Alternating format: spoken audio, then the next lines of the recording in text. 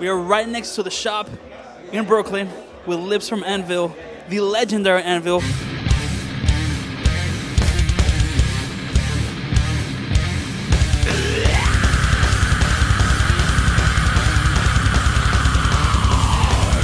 As soon as I was walking out here to meet you, somebody said, "Oh, the legendary Anvil is playing tonight." How does it feel that people still have their relationship with your band, and a lot of fans obviously haven't forgotten about your legacy? Well, I mean, you know, it comes with history. I mean, I've been doing this my whole life, so whatever. It's what comes with it. That's the way it is. You know, anything that gets old enough becomes a legend. And I'm getting to be a legend. And you guys have been doing it longer than pretty much before everybody in that room was even born, which is... Yeah, well, I'm gonna be 59 on March 2nd, and I've been doing this since I was 15 years old. So, long time, man. Do you remember your very first gig? Yeah. Where was that? At my public school when I was in grade 6, and they wanted to shorten what I was gonna play. And I got really mad, so they took me to the principal's office, and I got the strap. Did you get to play longer? No. And what was the punishment? The strap. I hit with a belt across my hands. And do you feel like kids nowadays could use some strapping? Do you think like? I would like to strap the guy back. That's what I'd like to do. But as far as today's youth, do you think some strapping would help them be, you know? No. Violence begets violence. Just makes you more angry. I see no point. They should have just sat down and talked to me. It would have been a lot more sensible and meaningful. And how did you retaliate? I never did. That's what I'm saying. I'd love to go back at them and belt them myself. But you didn't go home and you wrote an angrier song, anything like that? I became a heavy metal guy. I got him back. That was the moment that you were like, all right, this is what I want to do? Well, it happened a couple years before that. I've been playing guitar since I was in grade 4, since I was 10. So, yeah, it happened before then. So I was in grade 6 when that happened. Do you come from a music family background, or was it something that you just were very interested in? No, I don't come from a music family. Not really. No. So what made you... I was the ultimate black sheep. The embarrassment. And what made you pick up the guitar? My dad had a tailor shop that was 2 doors away from a music store, and the guy who ran the music store bought a suit from him and offered to pay for some of the suit with an electric guitar, and that's how it happened. Wow! Yeah, it's quite a history. Obviously, a lot of people have watched the movie. How did the movie help you and Anvil, and how did it affect you guys? So what were the positives and negatives? Of course the movie helped. It was like it gave us an overnight success, really, to a great degree.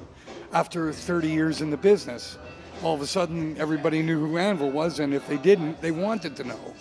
And that's where we are now. And here we are 6 to 8 years later. Put out a couple albums since 13. And they did very well, and we're continuing to do very well. If the band was not a meaningful, relevant entity, the movie would have made no difference. But obviously, we have quality, and we are a meaningful band, and therefore, the movie helped us. I no longer have to work at a day job, so I'm making my living and working on my first million, just like everybody else. So that's what happened. And any negative things that came out of the movie? Not really. If anything negative, it's people who... There are people that are jealous, but there are always people that are jealous. So any kind of success brings jealousy. So that is negative. I don't really comprehend it. It's not like it was given to me on a silver platter. I worked my whole life for it. I earned it. If I've gotten success, it's because I earned it, not because of any other reason. So if somebody begrudges that, go work yourself. don't try to take something away from me. Go do something for yourself. When I can't help you. And by slagging on me, it's not going to change their lives, and it certainly isn't going to change my outcome. You know, I'm doing great, so regardless of whether there's negativity out there or not. You're still going. You're obviously, I mean, here tonight playing in Brooklyn again. I mean, it's awesome. Yeah, we have not stopped touring and recording since the movie. It's been non-stop. So, I mean, that's what I do. That's who I am. That's what it's all about. It's all worked out, you know. Anvil's a meaningful band. We've toured all, like, just in Hope and Hell, we've done over 200 shows this year, and we're continuing. And that's just from 2014. We're starting into this year with another 40 dates here in the United States, which is unprecedented. I mean, I've never done this many shows in America in all my years as a musician, so it must mean something. And what are some of the things you do so you don't get burnt out on the road? Because, as you know, the road is brutal. It doesn't get any easier. What do you do to keep yourself, you know, in as good shape as possible? Make sure that you sleep and you don't do drugs. No drinking. It's a healthy life. I mean, the only thing that's difficult is sleeping. You got to get your sleep.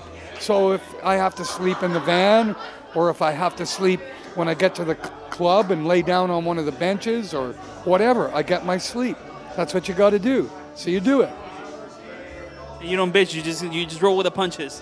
I don't bitch at all, man. There's nothing to bitch about. I'm doing what I've always wanted to do for my entire life, and it's all coming true. What is there to bitch about?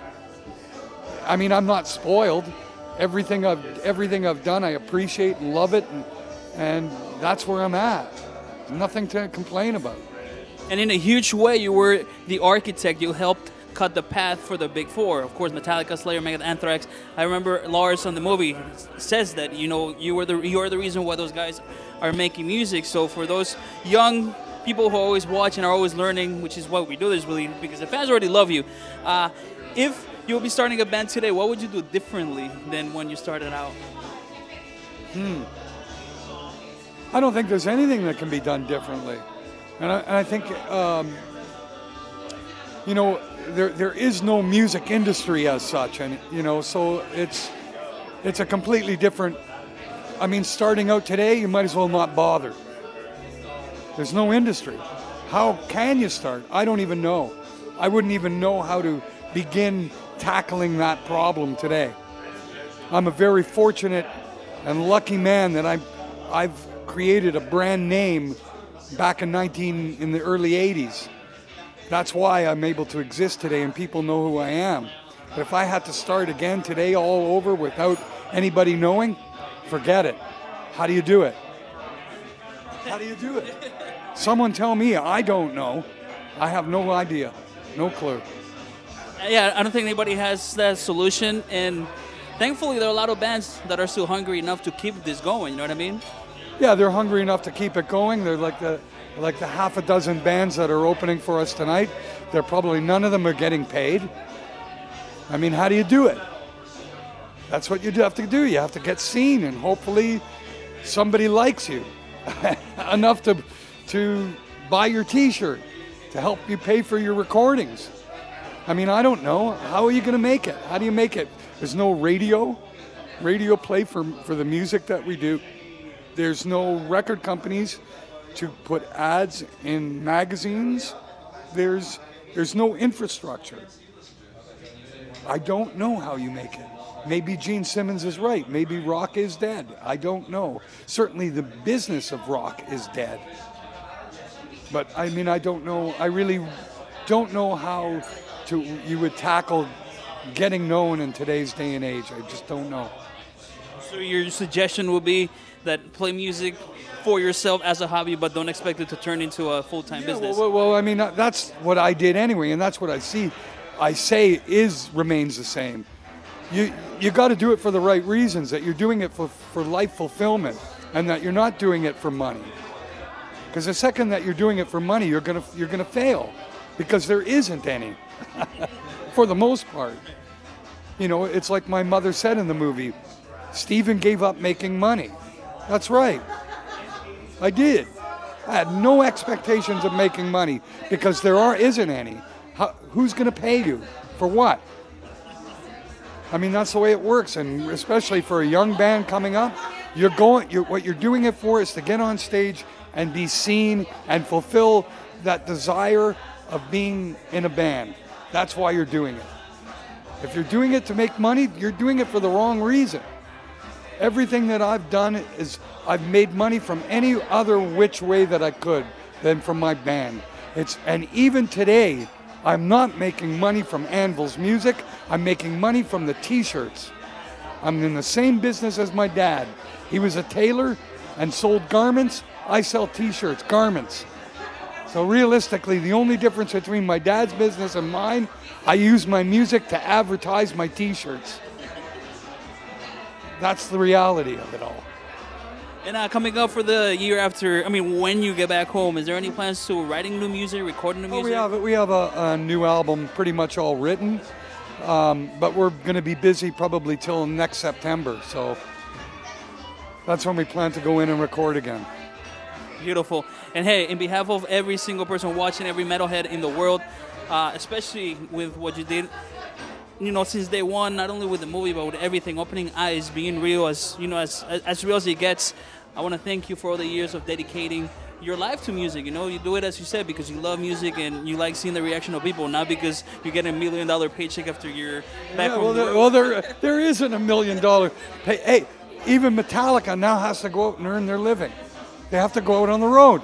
There's no such thing as sitting on your couch collecting royalties anymore. There aren't royalties to collect. You don't get radio play and you don't get record sales. So how are you going to make a living? Metallica t-shirts. That's how they're making a living, you know? And everything that the promoters are paying them, it costs them to get to the shows, that they can set off all the bombs and put on the big show and have all the roadies and all the road crew and pay for all that. That's what it's paying for. And it's up to the fans to buy their t-shirts so that they can pay, so that basically that the boys can go home and look after their families. That's what it means. Just like everybody else, we got to work for a living. It's not such a bad thing. In fact, I love every minute of it. Give me more. Absolutely. For you guys watching, Anvil's on the road, as he said, probably up till September. You guys know where to find him. Lips, again, thank you very much, and have a great show tonight, man. Thank you. Thank you very much. We'll see you all out there. You know it. Every time we try to get